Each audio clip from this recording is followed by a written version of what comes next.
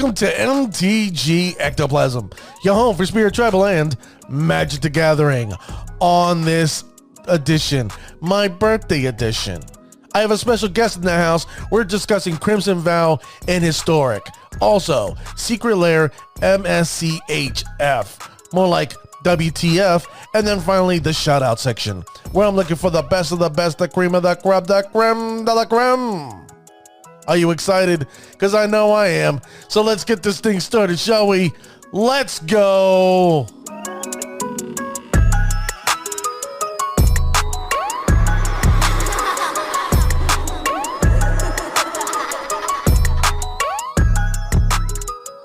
Thank you, ladies and gentlemen, for joining me on this episode. I am your host, Dwight, aka D Blanco, a medium that wears an extra large. You can reach out to me on Twitter at MTG Ectoplasm, or you can email me directly at mtgectoplasm@gmail.com. Let me know how am I doing. Am I doing a good job, a bad job, or I shouldn't quit my day job? And then finally, mtgectoplasm.com, where I put the latest and greatest episodes. And if you want to donate or sponsor an episode just like this one, you can do that there. Now, ladies and gentlemen, as I do each and every single week, I have two favors to ask of you. Wherever you're listening to this podcast around this world, the thousands and thousands of you, do me a favor. There's a follow, like, subscribe button. Hit that bad boy for me, all right? Because you know what? We want to share this spirit content. It needs to go out to the spirit squad, the spirit family. Let everyone know your joy, your love, your enthusiasm of spirits. Now, I have 3 new countries that are joining the spirit squad. It's Bolivia. Thank you, you people in South America. Belgium. Thank you once again, Europeans. And then once again, El Salvador. Thank you guys for listening. Muchísimas gracias. I appreciate it. Now, like I said, please share this podcast with everyone. Now is the time. Did we get into segment number 1? This gentleman has been with me multiple times. He's been on the show. He's a good friend of mine. He's the one, the only. I like to call him Mr. Exotic himself, Peter Valco. Welcome to the show, Peter. Dwight, you really need to warn me before you start labeling me with nicknames like that. I don't know if I could live up to that. Also, you're going to be wearing a double extra large after a couple days. It's Thanksgiving soon, isn't it? Happy holidays. Oh, happy holidays to you, sir. Yeah, I will probably be wearing a triple X probably after this this weekend. Yeah, there goes Dwight being stretchered out of the building. He ate too much. Hey, I love gravy. I love gravy. Sir, we did a little blood work. Your blood's not moving. How much gravy do you consume? Well, we'll see. I'm not worried about it. I'll just thank God I have a good doctor who will prescribe me Lipitor. Beautiful. So anyway, Dwight, happy to be here. Excited. Crimson Vows here. It's been a really, really fun set. I've had just a wide range of fun with it, and I'm still, exploring a lot of it. And I'm happy and really excited to be here and talk about that and other stuff with you today. Awesome. Thank you very much, Peter. I do appreciate it because this is our Thanksgiving. For me, it's my birthday edition because today, November 24th, is my birthday. I was born. My mom decided to release me from her, her uterus and say, hey, welcome to the world, Dwight.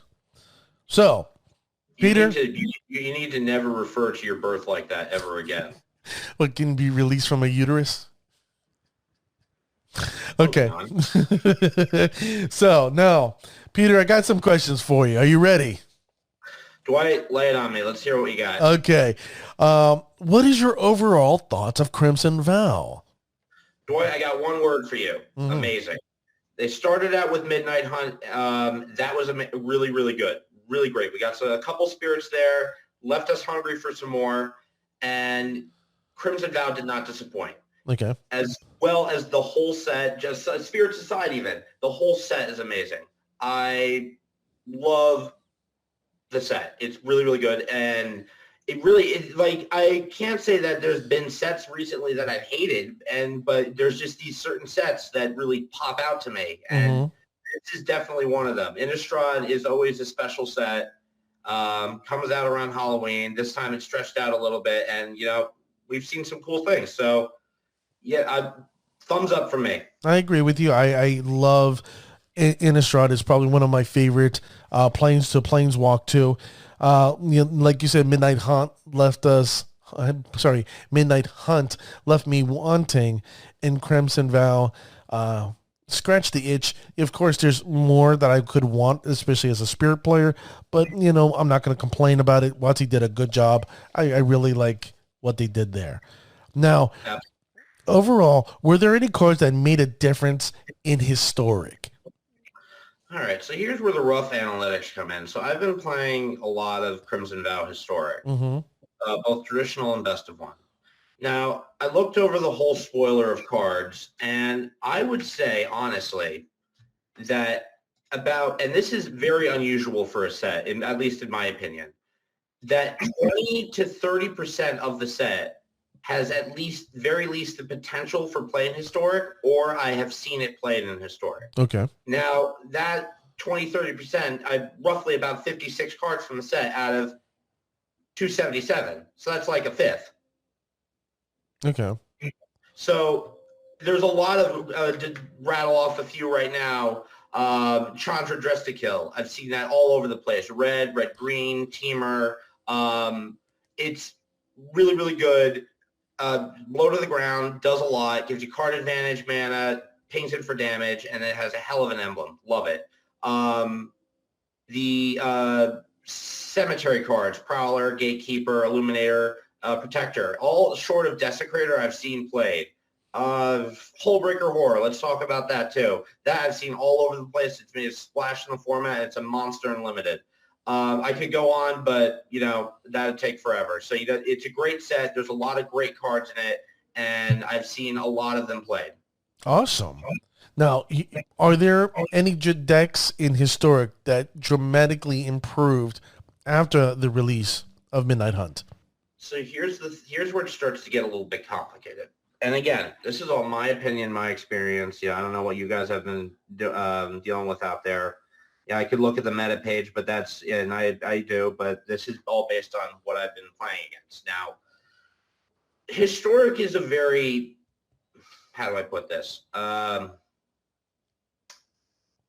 a very fluid body right now. Mm-hmm. There are certainly archetypes, but there are many different styles of those archetypes, and there's a lot of fringe decks out there. Right. Is the home to several different archetypes, the Delirium Delver, the Arclight, the Control, is it Dragons? Sultai Ultimatum has the Yorion and the 60-card shell, which I got a couple cards from Crimson Vow in there. The Hullbreaker Horror I definitely slammed in there. So there are, it's very hard to pin that down. The classic decks, I'd say, didn't get really any upgrades. Okay. Mono White, I think, got a couple things, but Sacrifice and nothing really notably new for Control. I mean, that Wash Away or that other counter spell that costs one if you counter something that's not from their hand. Mm-hmm. Wash Away, yeah, Wash Away. That been seeing playing some Control shells, but again, it's very hard to pin down. Like, there's many more decks than there used to be on Historic, and it's a very unique format. Whereas, like, you go into a Modern League or a Legacy League, you have a chart of what things you're going to expect to see, and that chart is usually something you can go by. Historic's a different story. Right. Well, I just went and looked at that mono white life gain deck, and it's kind of funny. How you were mentioning, there were a couple cards, Voice of the Blessed, which is actually a spirit card, 2 white, that's an amazing card. It's like if I think it fits perfectly in that deck or a Soul Sisters deck. So, Oh, absolutely. Again, there are a lot of specific homes that are found here. Zombies has become quite popular, and that got a hell of an upgrade with Crimson Vow. Werewolves, humans. I brought Velomachus back in the style, Alchemist Gambit, and all the Chance of Glory stuff. That's been a lot of fun. Okay. Yeah. No, that's cool. I love the fact I love open formats that are just making it easier for people to come in, you know, pick their flavor or their style, technique, and just get out there and start playing. You know, Exactly, that's and have a decent chance of winning with your style. Now, and you know what? That's the thing. Like I said, it's not something you see in formats shy of Commander, but that we don't count that really. A lot of formats, you see a lot of the same deck over and over again. On Arena, you're probably going to run into mono white and burn or sacrifice a lot, but you're also going to run into you have the higher percentage of running into some fringe decks, some things you've never seen before. I hear you. I agree with you. My next question is: were there any spirits in this last set that really you could sit there and say stood out to you? That is a definite yes. Okay, There I'm very are curious. so I've got the whole list in front of me now, and I'll actually, while I'm doing that, I'll open up Arena and pull up my spirits list because I actually just edited that last night. I'm going to start with Faithbound Judge.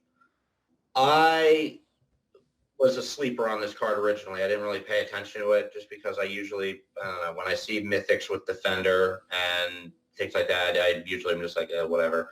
But this is a very interesting spirit. It's a 3-drop, 4/4 body. It has Defender, Flying, and Vigilance. It gets counters, and when it has enough counters, it can attack as though it didn't have Defender. So that's great. It has to wait a little bit, but it's a blocker. But the real thing is that you want to block for it to die so you can get Sinner's Judgment, which now is an alternate win con for spirits. Mm. Sinner's Judgment being enchant player at the beginning of your upkeep, put a judgment counter on Sinner's Judgment. If there are 3 or more judgment counters on it, enchanted player loses the game. So that's really cool. I love that. Definitely something I did not expect. Cemetery Illuminator. What's the changeling? Oh, no, not. I know who you're talking about. The 3-drop that you can play cards on the top of your library. I'm Yep. blanking on the name right now, but the cool kind of version of that for spirits. Love it. Oh, Cemetery Illuminator. That's the one you're thinking about. No, but the changeling I was trying to reference. Realm Walker. Realm Walker, thank you. So that's great. Dream Shackle Geist, awesome. Catilda, amazing. I love Catilda. To me is amazing. Awesome. I'm gonna throw in Winged Portent into the equation here. Really? It's 3 now. If for your non-company decks, or maybe even in your company decks, you're running the sideboard. But for 3 mana, you're drawing 2-3 cards. That's not bad. A possibility for more, but honestly, yeah, I'll throw it in there. Mirror Hall Mimic, amazing, but more for its disturb mechanic, where you can just poop out a bunch of clone spirits. Where did it go? Well, let me ask you about a particular one the one that I have anointed the glass cannon. Okay. I'm a big fan of this card, and I want you to tell me your thoughts on it and how does it. Like I seen actually a Platinum Mythic rank player actually get first place with it. I mean, with like an Azorius Spirit deck, but I want your opinion on this particular card, which is Dorothea, Vengeful Victim. I knew you were going to say that. I'm not a fan. Really? So here's the thing. This is, aside from getting bored of them printing different versions of Geist of St. Traft effects, it's a 2-drop. It's a 4/4. Okay, that's good. You have to sack it once it does something. And then the disturb mechanic, they kill your spirit while you put it on there.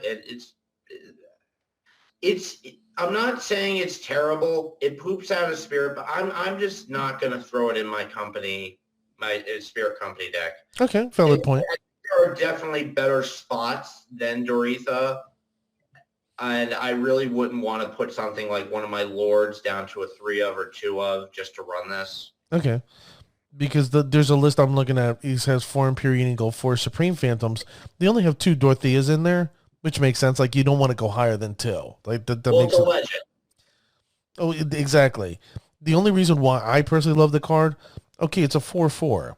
Yeah, it dies, when it blocks your attacks, but then you got that big body and the lords. And then you know what? You're right. You get to the disturbed.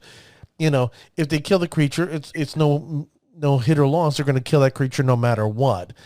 So you think of it as a counter spell. But I the fact is that you can get a 4/4, like you attack with it, you get a 4/4 spirit that gets pumped up by your lords too. That's a hard thing to pass up.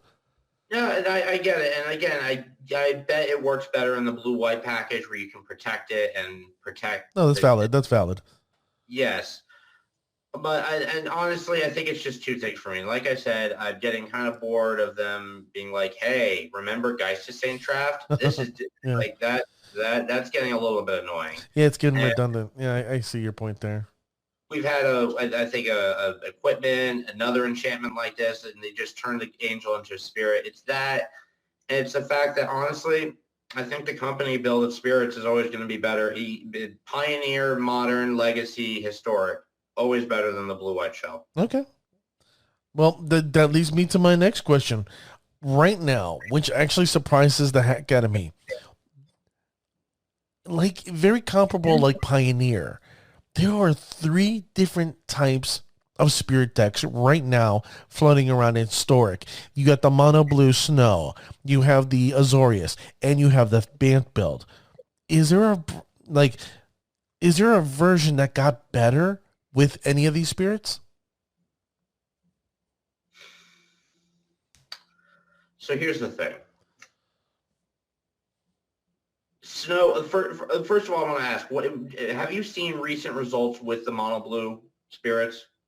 The latest result, it was November 17th by Mm, there was a player out in Japan, yeah. and basically they the only thing they had with there was Lantern Bearer in the deck, and I'm assuming because they wanted to add more one drops into the deck. So here's my thing. I I'll if you personally, go into a tournament and you catch people with their pants down and fly over them with spirits because they're not ready for flyers, right. congrats to you. You're doing good for the spirits. You're not, as of right now, and again, I preface this in my opinion and in my experience, as of right now in historic, if you sit down your computer with Bant or Blue White Spirits for historic and say I'm going to make mythic, you're not. It's just it's not something you can climb all the way to mythic with, and that's really where I'm ranking this stuff with. Okay. All right. I No. think that, like I said, if you go to a tournament, you bring your ghosts and you go boo and they lose. That's great. You did something for the spirit format, and that you're playing the deck that you like. That's awesome. That Okay. you're winning and playing with the deck that you like. But not the problem. The thing is, it's the big thing with results as far as the kind of ranking these things is really where it's going to climb you up to. And if a deck you can sit down and have more wins than losses and climb up to mythic with, yeah, that's a good deck. And I just don't think spirits is there yet. Okay, not a problem. No, you have the right to think. A diversity thought is a welcome thing here. So I'm not gonna besmirch that. What you call? So there was no spirit that actually stood out to you that made a difference in any of these decks. Oh, well, okay. Well, that's another question. Yes, all of these spirits impacted the historic format, kind of bending back to what I was saying earlier about how fluid the body of water historic is. You could have some people find the before Crimson Vow version of spirits fine, and they don't need to craft these. Some people love Cemetery Illuminator and Dream Shackle Guys. Some people think Dream Shackle Guys 3/1, and for 3 mana, you could just get poked for one. A lot of people are doing a lot of different builds, and I think that each of these noted spirits that I listed are doing their own job in different decks. So yes, Right. I think one of the noted spirits are helping the company, the blue white, or the mono blue. Definitely. Okay. Well, one thing I do enjoy is like I love brewers. You know, I'm a brewer. You yourself are a brewer. I love the fact that people are trying to innovate and be different with spirits, like not stay consistent.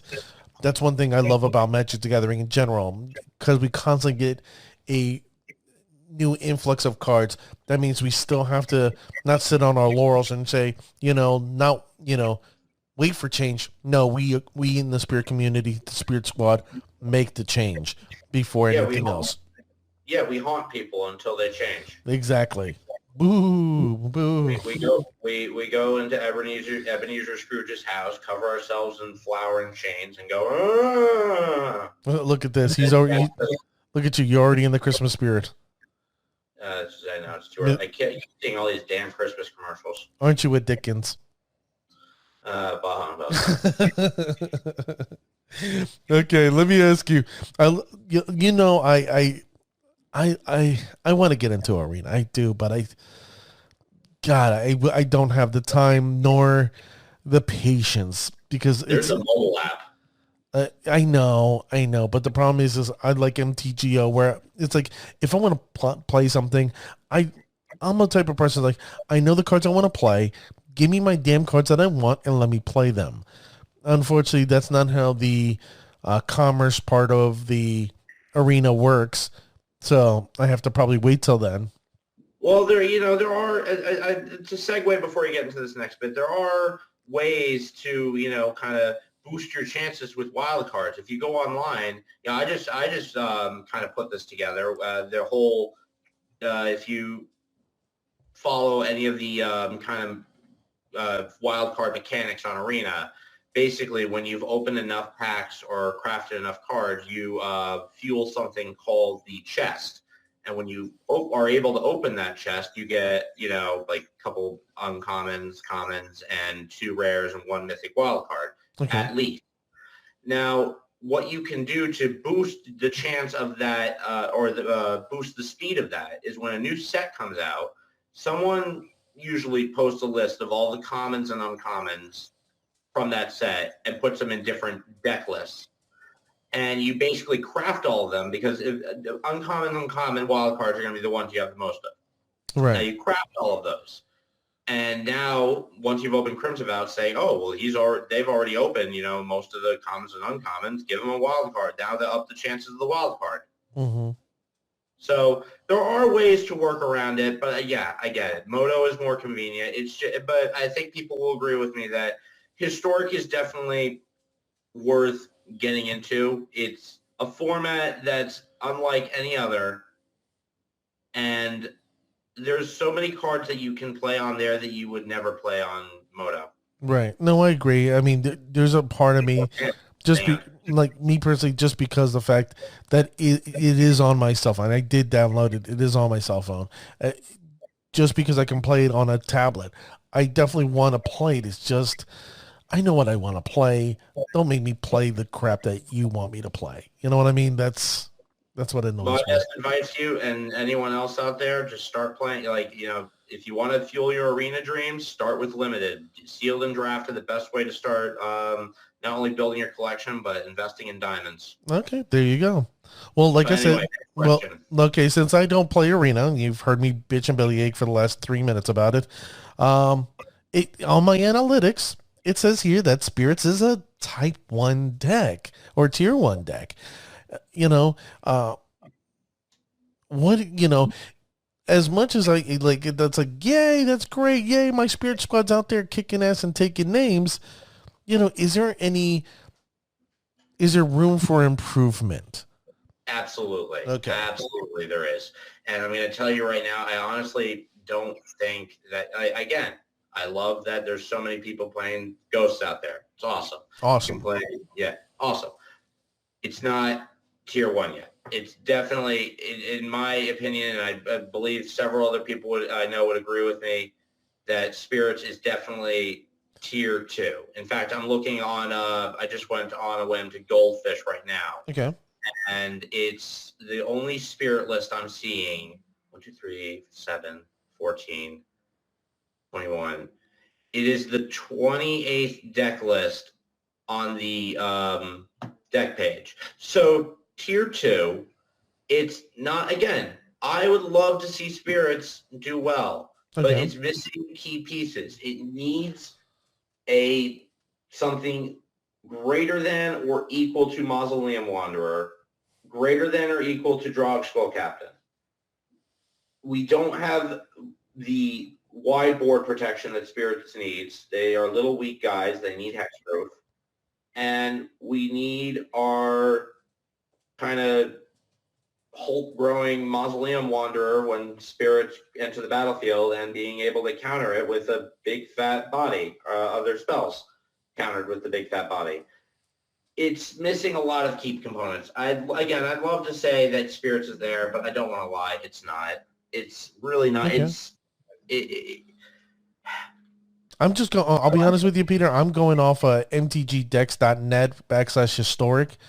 It says it's the top 7th deck, 1.7%, 1.76% of the meta. You know, yeah. And everyone does those meta pages differently. I think Goldfish may not check all the events, but again, this is also. But here's the question: how much does WotC actually release their information about Arena? Realistically, It's not that WotC doesn't release their information. It's about the fact that they get these things off of people reporting their deck list, doing this, or a deck list from a store or website that's hosting an event, and they're not going to hold anything back. They're going to share all the deck lists. There's not some conspiracy of like, it's not like COVID tests where they're like, they're changing the deck list. We can't believe any of the results. I hear you. Yeah. So it's again, it's up to subjection because every site does those things differently. But I haven't played against Spirits once since Crimson Vow came out. All right. Now you said there was something going on in Arena before we started the podcast. Like there were certain changes going on, or there were certain issues with Arena. Okay. So yeah, I wanted to, and I think other people will agree with me that we've had Arena now for what? Almost 3 years, yeah. 3, 4, 5 years. I don't 4 think years. It's 4 years. Really? 4 years. It's been that long? Okay. Dominaria was the beta. Okay. So, we've had it for this long. Why is it that what we're still getting at the beginning of new sets, these big crashes and bugs? I tell you, I went to play for the minute Crimson Vow got added to Arena, and I started playing. All my first 2 draft and sealed matches crashed during games, and I lost. I had to report it to Wizards, and they did give me my gems back. But it's still like, come on. Like, we're excited to come on and play your product. I even paid for the pre-order bundle with the draft tokens and the Castlevania Sorin sleeve, which, by the way, love that. It's so sexy. But it's very sad to see that they really are just not on top of this. And I don't know. Just been flat out disappointing. That was the thing I just wanted to note, and I think other people will agree with me. And I'm hoping that more people yelling about it will make a difference, but probably not. Okay, so I don't know if Gavin Varhey or even Mark Rosewater listens to the show, or anybody else that is affiliated with WotC, but if you are and you're listening to the show, let me begin by saying thank you very much. I humbly appreciate it, and don't forget to hit that follow, like, subscribe button. But Peter brings up a valid point. If there's an issue and it happens every set, maybe you should correct it, and we won't point fingers. We're not asking for heads. Just fix it. That's it. And again, I don't design games. I don't run any of these apps. But I do know that, when you add new mechanics and things like that, unknown things happen that they weren't expecting. Yeah. I get that. But I don't know. I don't know how to explain it. For me that have a little knowledge of technology, my wife is an IT individual. She just got her master's in IT. So my little knowledge is there should be a sub server somewhere where they can practice, maybe like in a week, 2 weeks in advance, and testing if it crashes, not crashes. Just I that's mean, just it me. really puts it into context when, Arena pooped its spine out when Jumpstart Historic came out, but Blood Tokens did so much damage too. That really, we weren't expecting how difficult it would be to program Blood Tokens. No, let me ask you, what do you think of the blood token? I'm indifferent about it. I think it's interesting. I think that having, a rock token that you can loot with is cool. Mm-hmm. I think it's a shitty follow-up to Clues. And they did, honestly, now that I'm just realizing this, how did they print blood tokens and not do anything with Madness? That's a valid point. That seems a little bit Maybe late. maybe their goal is to tell you to go back to the previous uh Innistrad set, and you can mix and match your vampires with it. No. Also, it's like they hyped if they did the same thing with Strixhaven and like hyped it as the instant and sorcery set, printed all the Magecraft cards and said, but there's no instants or sorceries in the set. Okay. Anyway. Well, let me ask you, this is my last question for segment number 1. This is a side question. It has nothing to do with Historic. It's just about me. I'm going to end up doing a future episode on it. And I've reached out to several masters. I've reached out to people in the community, certain people in the community. I'm going to actually go out and put it onto the Discord server and also the Reddit. And I really want people's opinion. I want to know the use of Moreland Haunt or just the Disturb mechanic. They both is tap one, tap a blue, a white, and then Moreland Haunt taps itself, so you get a 1/1 spirit. But then most of the Disturb mechanics are generic, a blue, and a white. And my question is, what's better? Getting the, 1/1 spirit or whatever you get from that Disturb mechanic, like either a spirit, an enchantment, so on and so forth. What's better, the Moreland Haunt or the Disturb mechanic? So let me ask you, Peter, what is your opinion on it? Disturb. It really, honestly, when you first asked me this, I didn't want to sound mean, but I was surprised, honestly, and I really wanted to be like, what did you mean? Moreland Haunt, you really can't compare the two. I know they seem similar but that's like comparing. I can't think of one on top of my head. I'm just trying to focus on this. But so Moreland Haunt, you exile a card. This is a land that exiles a card, and you make a 1/1 spirit. Mm-hmm. Disturbed gives you a whole different dimension of value. It could be a different version of the body that died that does something different. It could be a different type of card, like the Sinner card that turns into Sinner's Judgment, the defender creature that turns into Sinner's Judgment. Disturbed is definitely better. If we're going, I didn't think I would really be praising Disturbed this much ever, but it's definitely better than Moreland Haunt. Moreland Haunt just gets rid of something in your graveyard. You make a 1/1 that can be easily killed, whereas Disturbed is a whole mechanic with a bunch of different cards that have different Disturbed things. So, yeah. Well, Peter, you're going to be surprised. I've 2 masters, okay? One modern, one in a completely other field. They were like, Moreland Haunt's better. And I was like, get out of here. And then I've asked other, people who played Spirits. They're like, I like Disturb, but Moreland Haunt. And I was actually like, right now, I'm actually, the people who say Disturbed are either a minority in the community. Yeah, we're Disturbed. No, but here's the thing. Here's the thing. It really falls on the base of your question there that if you were to say what's better in Modern, I would definitely say Moreland Haunt. There's not really, I don't off the top of my head, I don't see a lot of Disturbed cards that could really be played in Modern. Legacy, same thing. Pioneer, no, it's not legal in Pioneer. But, if we're asking it that way, there are places where Disturbed is better and where Moorland Haunt is better. But across formats, Moorland Haunt is probably better.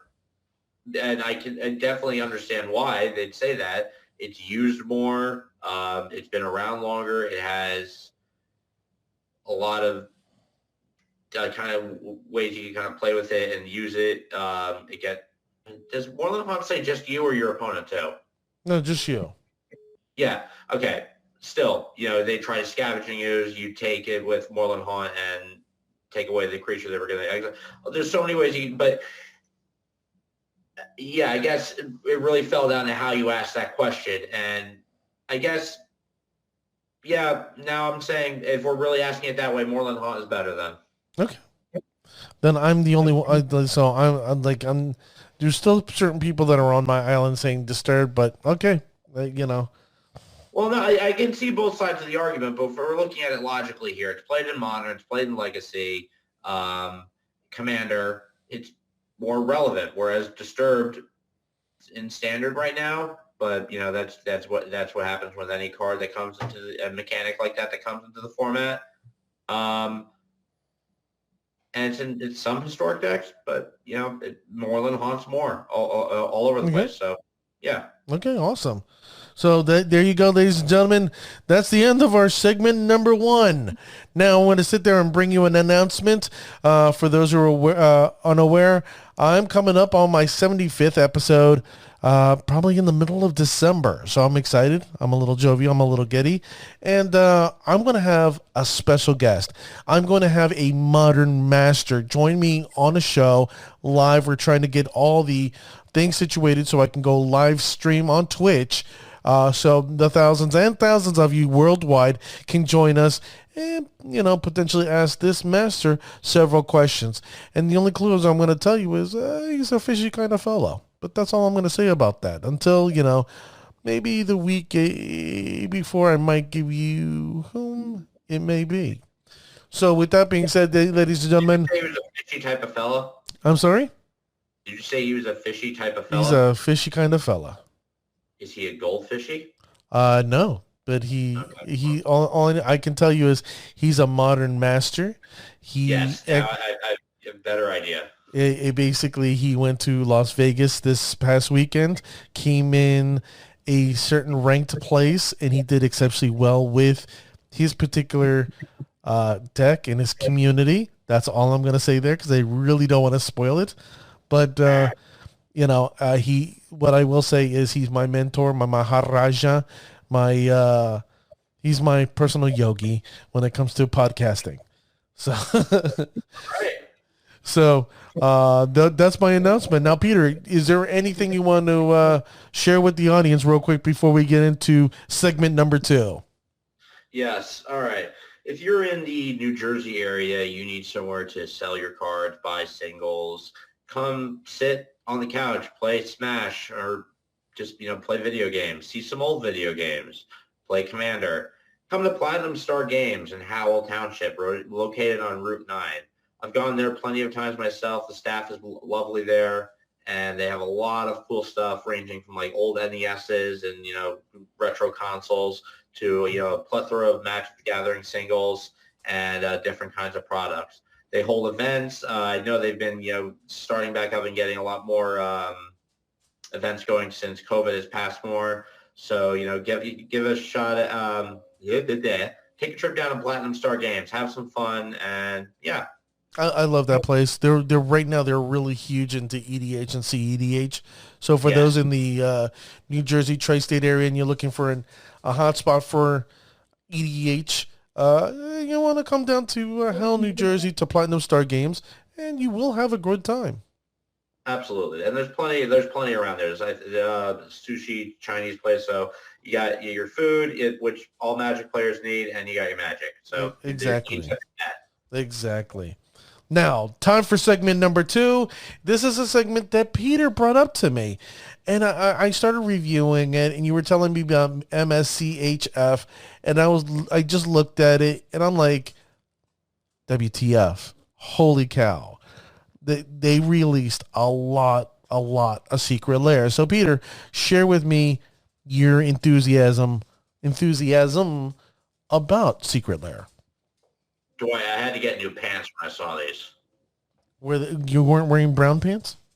No, I wasn't wearing pants that were sticky. Oh. Yeah, no, these are good cards. These are good. So cream or white colored pants you should have been wearing. We could call it. I mean, really, let's if we're punting up here. This is the cream of the crop right here of the Secret Lairs. So we'll start with the cream of the cock, but MSCHF. CHF. I've been playing Magic a long time. I played Commander a lot too. So with those two experiences in mind, I know when something's going to be worth money. And Dwight, these cards are going to be so expensive. Anyone out there listening right now, if they are still open to taking reservations for the set, get it. Get Secret Lair MSCHF. Now, hold on, Peter. Before you continue, this is Peter's opinion. This is not the opinion of MTG Ectoplasm or myself. I control no monetary issue or, say anything is going to be worth of anything value. So that's what I'm going to say. Yes, Peter, you're right. It looks amazing. Continue. Right. People already don't credit me to, knowing things that are true. So anyway, but really, in my opinion, I've played Magic for so long. I've seen art stuff like this, art of cards with art like this just shoot up in price. Hell, when they used to do the championship cards, the Dark Confidant and everyone who got their art featured on the card, those prices held for a while too. Cards like this are also sacred within Commander community. And I'm telling you right now, in my opinion, now that you've made that announcement, I think these are going to be worth some money. Okay. No, I'm not saying, because I got to protect myself because people are going to get like, you told us it's going to be worth something. And then here comes the pitchforks. And I'm like, it wasn't me. It was Peter. Yeah, that's all you have to say. And then the pitchforks come to me and then I say, I don't have a business degree. So that's it. But, that was the one Secret Lair. I'll also mention the holiday promo is also hilarious. They do a great job with these holiday promos every year. Mm-hmm. Last minute shopping. Love it. Yep. Secret Lair, heads I win, tails you lose. I like it. I definitely appreciate the art. I love it. I'm not, I've never really played with these partners that are here. I like the art for propaganda. So yeah, Crack's Thumb is cool. Dwight, I almost passed out when I saw these pixel lands. These are bravo to the people that made these. These are so beautiful. The pixel snowlands. They are pretty. They're terribly pretty. Oh, I didn't even notice they were snowlands. Oh, yeah, they're snowlands. And honestly, I really hope these make it as cosmetics on Arena. I will buy these. These are so pretty. Far Out Man, love this. Some cool cards in here and a lot of just great detailed art. That's, I'll stop for a minute and say I love Secret Lairs, if anything, just for the art that's on these cards. If they weren't so expensive, I'd invest in them a bit more, but they're just so cool. I love them. Well, I know there's one particular that you're desperate to probably get your hands on because you're a huge fan of the character himself. We'll get to him in a second. Oh, okay. I'm sorry. I'm sorry. This is Crocodile Jackson's Monstrous Menagerie. Okay. I mean, the name alone sounds like a grindcore band, so I love that. And now the one you were mentioning, Secret Lair Fibbleflips, completely, utterly, and totally lost. Dwight. I love that. They made Where's Waldo the cards. Yes. It's Where's Waldo Secret Lair. There's a part of me that desperately wants these, not because of anything else. It's just you can connect them all five together, and they make a panoramic view. It's just like the Urza land from the late. I forget. I think it was like Double Masters or something like that. That you put all three together, and it's just a continuation image. This is 5 cards that do the continuation image. I love that. I really love the brilliance behind that, and the fact that Tibblethip is Where's Waldo. Brilliant. Absolutely brilliant. It's not coming out till April 22nd. Wait, but you can order in 5 days. You can, Whatever. yeah, well, 5 days, 1 Yeah. hour, 58 minutes, and 15 seconds. 30 $30. I might just get that to frame it. You wouldn't get the foil version, knowing you? Well, yeah, but whatever I get my hands on. But honestly, it's just worth framing. Yeah, And lastly, don't be cheap. It's only $10 more. Don't be cheap. Yeah, whatever. All right, Mr. Big Spender. Get all this money now. Anyway, lastly, I think honestly the most notable Secret Lair, just due to all the press on it right now, Secret Lair Arcane, based on the League of Legends series that has come out. Beautiful art, really cool cards that have been chosen here, and oh my god, I didn't even notice this. Okay, so yeah, they're doing the whole thing where they name it a card and then it's actually something else. Ristic Studies here, Thran here. My only critique on this is that why only do it with 2 cards? I mean, if you're going to do the whole alternate name thing, do it with all of them. But I don't know. Yeah, and then they still have 3 to be released, and they're waiting to release it to the very final episode of Arcane being released on Netflix. But regardless, really good. I'm a big fan of the show so far. I'm not one to normally look in, like the Secret Lairs, like I said, I appreciate they're all cool and the art's amazing on them. But usually when I see them, I'm just like, whatever, unless it's like something really, really cool. These were all amazing. I loved all of these. They're beautiful. And they have such really what I refer to as heart-touching Lorwyn-esque art. I hear you. Like the ones that I'm interested per se, the Dracula lands, really fan of those. The pixel snowlands, and you tucked me into Fibblethip. You really tucked me into them. You know there are some of the alternate arts are based on Bram Stoker's Dracula, right? No, I was unaware of that. Yeah, there are a couple of I'll have to send it to you later. But yeah, there's a couple of them. There's the Castlevania ones, and then there's Bram Stoker's Dracula. That's pretty cool. Yes, that really, honestly, really, really cool. All right. Well, you know what? That's the end of segment number 2. Now it's time for segment number 3. That segment number 3 is a shout-out section where I'm looking for the best of the best, the cream of the crop, the creme de la creme. And if you didn't make it this week, have no fear, have no worry. Peter Valco and I will be cheering you on. We're your personal cheerleaders, right, Peter? My outfit doesn't fit anymore. Well, he has pom-poms laying around somewhere, and don't worry, he still has his, leather jacket of, going, woohoo, Magic the Gathering. I wear a sports top and a skirt. I'm sorry. Do you... Go on. Don't worry, you will be seeing that image later on in maybe 2 weeks when he sends me that image, and I will be posting on MTG Ectoplasm Twitter. So here comes the shout out section. So, like I said, if you didn't make it, have no fear, have no worry. There's always next time, and don't worry, we're going to be rooting you on no matter what, because that's what we do. We support the spirit community out there. So, with that being said, in historic, November 23rd, first place, a platinum mythic rank player, got top place with using a Bant build. Congratulations, the individual who used the Bant deck in historic. Congratulations. And legacy, there was no one in legacy, but something did catch my eye. There was a Japanese player who ended up top 8ing with a very unique build of just Sky Spirits. Huh. Yeah, I know, Peter, right? Like, what? I'd count that. I'm not going to count it because I always do number ones. Maybe, but the problem is it's in Japanese and I can't read the font, the lettering, the nomenclature of Japanese. So I'm sorry, the individual, but Google Translate is a thing, Dwight.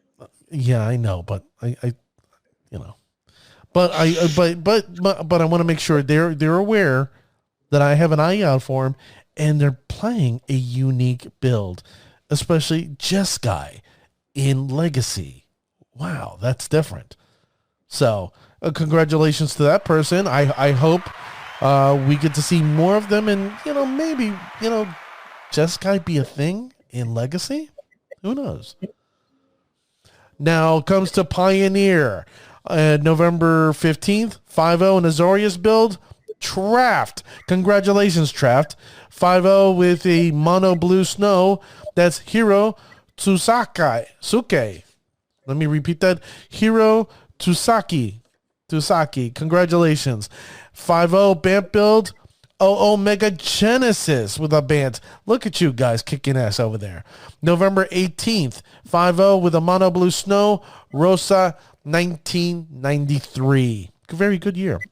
November 22nd, first place in Azorius build, Nisaku Nishimura. Wow, I can't believe I pronounced that pretty well.